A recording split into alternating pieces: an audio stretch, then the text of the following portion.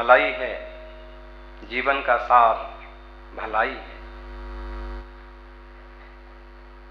सार सारांश। दूध का सबसे महत्वपूर्ण हिस्सा है मलाई, और मलाई को गर्म कर दिया जाए तो बन जाता है घी। और जीवन का सबसे महत्वपूर्ण हिस्सा है भलाई, और भलाई को गर्म कर दिया जाए तो बनता है चैन साथ। भलाई करने वाला व्यक्ति भलाई भलाई करता रहे तो बन जाएगा भगवान।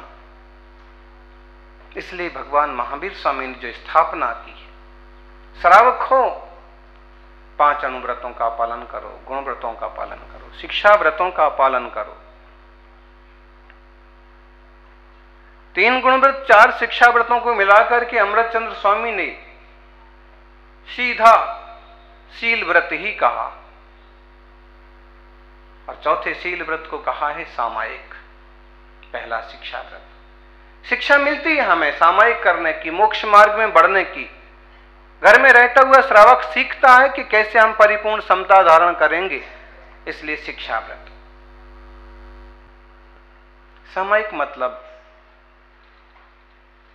आत्मा में एक रूपता, सामायिक मतलब समता भाव, सामायिक का मतलब सारी बैर विरोध छोड़ करके सबके प्रति आत्मीयता का, एक रूपता का परिणाम। ये अच्छा है, ये बुरा है, ये हमारा है, तुम्हारा है, ऐसे सारे संकल्प विकल्प छोड़ करके जहां परिणामों की समता बनती है, उसका नाम है सामायिक। मूलाचार में तो सामायिक को 6 निक्षेपों के द्वारा बताया। नाम, स्थापना, द्रव्य, भाव, क्षेत्र, काल। नाम सामायिक केवल नाम रख लिया, क्षेत्र, स्थापना सामायिक रूप मूर्ति, सामायिक का क्षेत्र, सामायिक का द्रव्य, सामायिक के परिणाम, भाव सामायिक।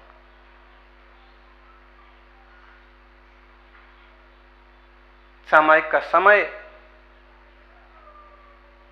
सामायिक मुनिराजों को करना चाहिए, सही है, तो श्रावकों को बिल्कुल नहीं करना चाहिए क्या? आप कहोगे कि जिनने प्रतिमा ली है वो करें। नहीं, प्रतिमाधारी के लिए अनिवार्य है, आवश्यक है, लेकिन सादा श्रावक भी एक बार 5 मिनट के लिए 10 मिनट बैठ करके आत्मा स्वरूप का चिंतन तो करें। आत्महत्या क्यों हो रही है? अक्सर कर आत्महत्या का कारण है टेंशन, स्ट्रेस, तनाव।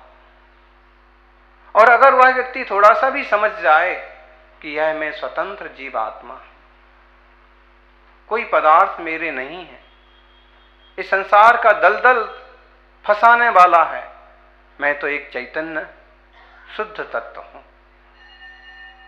मुझे बहुत जल्दी आक्रोश में नहीं होना है। ये गरीबी है, ये अमीरी है, ये दोष है, ये अपमान है, ये दोषारोपण है, ये सब पर्याय हैं। मैं इनसे पृथक हूं। जो कुछ हो रहा है देखो, जानो, सहज शांत रहो।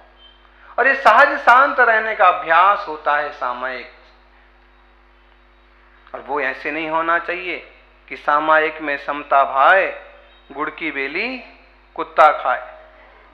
सामायिक का नियम लेकर के तुम दुकान पर बैठोगे तो परिणाम एक से रहेंगे, निर्मल रहेंगे? नहीं रहेंगे। सामायिक का प्रतिज्ञा करके तुम खिड़की के पास बैठोगे तो क्या करोगे? सड़क पर आते जाते भी लोगों को देखोगे, वाहन गिनोगे। मन को संभालना, समझाना कठिन काम है। मन की समता होना ही सामायिक है। आत्मा की निर्मलता बढ़ना ही सामायिक है। सहज शांत स्वरूप की स्थिरता होना ही सामायिक है। और श्रावकों को भी करना चाहिए। एक बार की सामायिक से 24 घंटे के पाप धुल जाते हैं। एक बार सहज शांत परिणाम से सामायिक हो जाए तो 24 घंटे तक शांतता बनी रहती, तनाव नहीं होता। कभी कभी सिर दर्द हो जाता है तो हमें कुछ नहीं करना पड़ता, थोड़ी सी ध्यान की सामायिक की गहराई में उतर जाते हैं। सिर दर्द हो कि कोई भी तकलीफ हो, आप शांत हो जाते।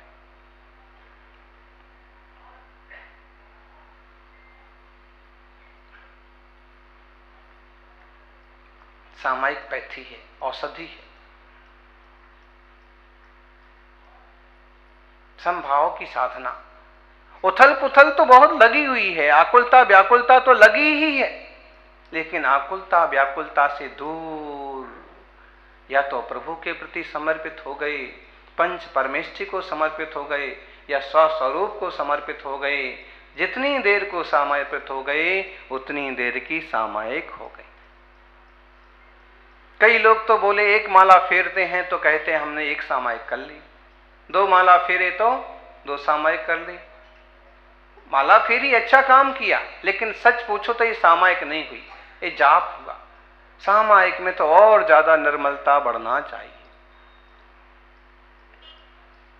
सामायिक के अतिचार टाल करके सामायिक करो। कई बार अतिचार मतलब दोष लगाते जाते, यहां सामायिक के अतिचारों को त्यागने की बात पुरुषार्थ सिद्धिउपाय में 191 नंबर की गाथा में की है। वचन मना कायानाम दुःप्रणिधान मनादरस चैव स्मृत्युनुपस्थापन युतः पंचेति चतुर्थशीलस्य। कैसे? वचन, मन वचन काय की स्थिरता हो तो सामायिक, मन वचन काय की चंचलता हो तो सामायिक के अतिचार। वो अतिचार हो गए, अब आपको फिर से सामायिक करना चाहिए।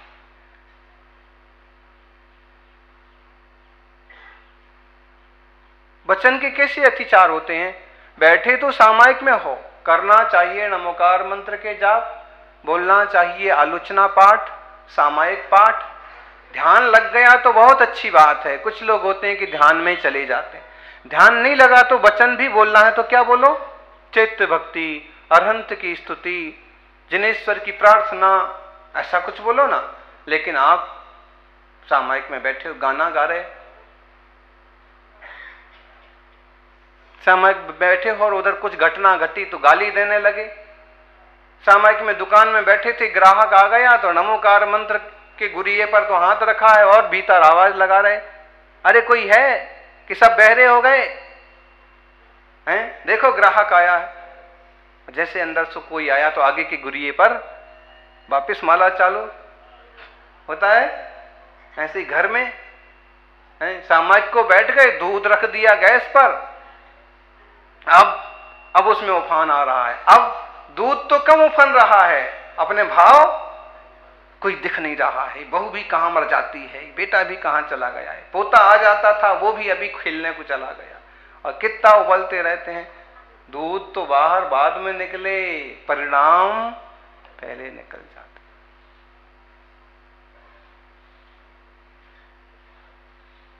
आवाज लगाते हैं, किसी को भी आवाज लगाते हैं, दूध निकला जा रहा। सामायिक के समय अच्छे द्रव्य क्षेत्र काल को चुनो तो ही सामायिक की स्थिरता बन पाएगी। दूसरा, वचन का देख लीजिए, खोटे शब्द बोल देते हैं, ये वचन की अशुद्धि हो गई, सामायिक का एक दोष। मन का, मन में होना चाहिए ध्यान, होना चाहिए साधना, और मन में आ रहा है कुछ का कुछ विकल्प। कई बार जिस चीज को मना किया जाता है वही चीजें सामने आती, कई बार परिणाम भटक जाते। बहुत श्रावक आते हैं और बहुत साधक भी सोचते हैं कि जब हम सामायिक और ध्यान में बैठते हैं तभी मन भटकता है, ज्यादा चीजें तभी याद आती। एक श्रावक आए, कहने लगी मंदिर जी में जाते हैं, जो बातें वर्षों पहले हुई थी माला पकड़ते ही वो बातें याद आने लगती। हमने कहा ये तो अच्छा है, देर तक पकड़ा करो, पुरखे याद आ जाएंगे सब। है चंचलता है। उसका कारण है कि जब आप शांति का प्रयास करते हैं तो मन कुछ सम होता है, और उस समता में भूतकाल की कुछ स्मृतियां आपो आप उभर आती हैं। वर्तमान की चंचलता कम हुई तो भूत उभर आया। तो देखा जाए तो ये भी सामायिक के लिए तो नुकसानदायक ही।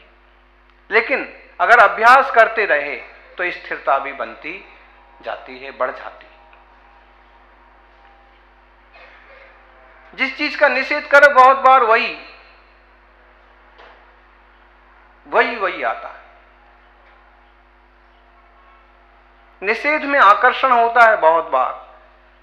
किताब में चिट चिपकी है जहां पर, पूरी किताब कोई पढ़े ना पढ़े, लेकिन किसी अक्षर पर, शब्द पर अगर चिट्ठी चिपकी है तो उसको जरूर पढ़ने की कोशिश करते हैं।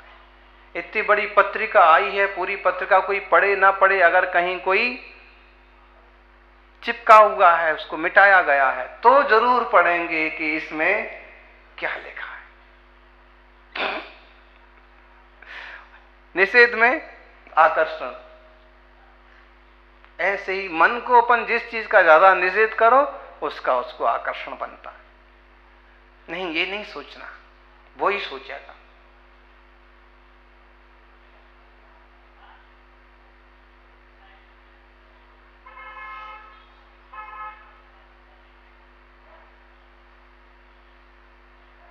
आपको कहा जाए सामायिक करो, आप यूं सामायिक कर लोगे, लेकिन आपको कहा जाए कि सामायिक कर तो सही, लेकिन ध्यान रखना सामायिक में जलेबी की याद नहीं आना चाहिए। अब क्या होगा?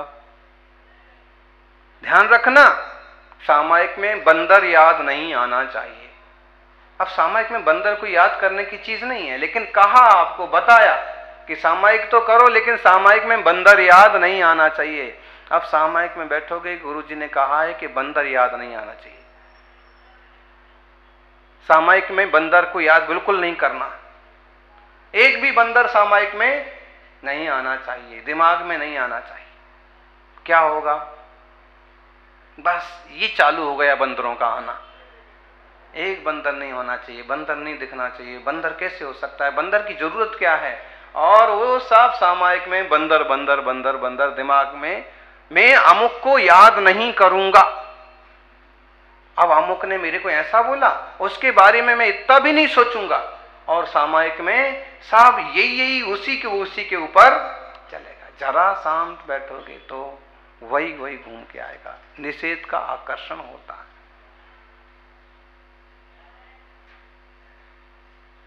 सामायिक तो करना, लेकिन टमाटर याद मत करना। अब टमाटर याद करने की चीज तो नहीं है, लेकिन कह दिया तो अब जरूर घूम के वही आएगा। ऐसे में सहज रूप से मन को सीधा रखने का तरीका यही है कि नेगेटिव बात कुछ कहो मत, सहज रूप से सहज रहो और सहज साधना करो। मन के अतिचार से बचो, वचन के अतिचार से बचो, काय के अतिचार से। काय के अतिचार भी बहुत तरह से हो सकते, शरीर संबंधी, आसन संबंधी। फिर दुष्प्रणिधान। दुष्प्रणिधान का मतलब होता है भूल जाना। कौन सा मंत्र पढ़ रहे थे? स्मृति अनुपस्थान। कौन सा मंत्र पढ़ रहे थे, कौन सा जाप कर रहे थे, कहां तक पहुंच गए थे, यही भूल जाते हैं। सामायिक करते करते एक झोंका आता है, माला नीचे गिर जाती है, सिर सामने की चौकी से टकरा जाता है। ये आलस, अनादर, मन वचन काय का दुष्प्रणिधान, खोटी चेष्टा, अनादर करना और पाठों को भूल जाना, ये 5 अतिचार हैं सामायिक के।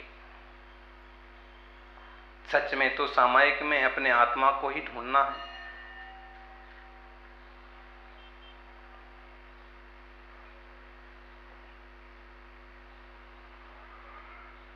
खुद की खोज खुद को ही करना है। वास्तव में मैं कहीं खोया नहीं हूं, लेकिन विकल्प इतने हो गए कि मैं ही धुंधला दिखने लगा। इस धुंधले अपने स्वरूप को साफ साफ देखने का नाम है सामायिक। वो दूसरे से नहीं हो सकता है। पुनिया श्रावक की कहानी आपने सुनी होगी, खासकर श्वेतांबर साहित्य में बहुत प्रसिद्ध है। बोले राजा श्रेणिक ने महावीर स्वामी का कहा, भगवान आपका मैं परम शिष्य हूं, मुख्य श्रोता हूं, पूरा समर्पित हूं, फिर भी आपकी वाणी से ही मालूम पड़ा कि मैं नरक जाऊंगा। क्या मेरा नरक कट नहीं सकता है? मेरे को भोगना ही पड़ेगा? आपकी वाणी में ही मालूम पड़ा कि नरक में भयंकर से भयंकर दुख है। तो मैं क्या करूं? कोई उपाय तो बताओ। महावीर स्वामी ने कहा कि कर्म बंध होता है, टूटता नहीं है, खासकर आयु बंध तो बदलता है ही नहीं, छूटता है ही नहीं। नहीं नहीं, हम आपके भक्त हैं, कुछ रास्ता बताओ।